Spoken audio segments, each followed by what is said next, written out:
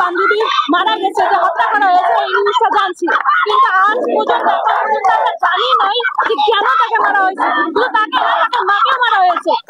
আমাদের সহপাঠী, কালকে আমাদের সেমিস্টার ছিল দুপুর 1:30, কিন্তু সকাল 8টার দিকে আমরা জানতে পারি যে সুমাইয়াকে মারা হয়েছে। কেন মারা হয়েছে, কি কারণে মারা হয়েছে, এর কোনো কারণ এ পর্যন্ত আমরা জানতে পারিনি। কালকে আমরা 24 ঘন্টা সময় দিয়েছিলাম, পর্যন্ত আমরা জানতে পারিনি কেন সুমাইয়াকে মারা হয়েছে। আমরা শুনেছি যে কবিরাজ নাকি কিন্তু পুলিশ আমাদের কথা ছিল, 12টা ছিল, এখন পর্যন্ত প্রেস ব্রিফিং হচ্ছে না। পুলিশ এখন পর্যন্ত আমাদের সামনে এসে কোনো কথা বলছে। আমরা জানি এসেছি যেন খুনিকে আমরা ধরতে পারি, পুলিশ যেন ধরে এবং প্রপার যেটা পাই, সুমাইয়া এবং সুমাইয়ার মায়ের হত্যা প্রপার।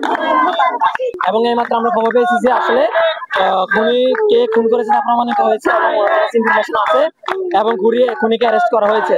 এবং বর্তমানে আমাদের একটা দাবি যে খুনির আমরা ফাঁসি চাচ্ছি এবং অতি দ্রুত সম্ভব যদি বিচার না হয়, এবং আমরা আমাদের বিশ্ববিদ্যালয় থেকে আমাদের প্রশাসনের মাধ্যমে আমরা যা করা দরকার আমরা তা করবো এবং কর্মসংস্থানে যাবো। এবং একটা দাবি যে খুনির ফাঁসি চাই এবং যত দ্রুত সম্ভব তার ফাঁসি কার্যক্রম করতে হবে। কারণ আমরা বিগত সময় দেখেছি বাংলাদেশের কোনো প্রকার কোনো খুনের কোনো বিচার আগে হয়নি। এটাও যদি এমন হয় অবশ্যই করে দিতে চাই, আর ভালো হবে না। এবং আমরা আছি, আমরা থাকবো।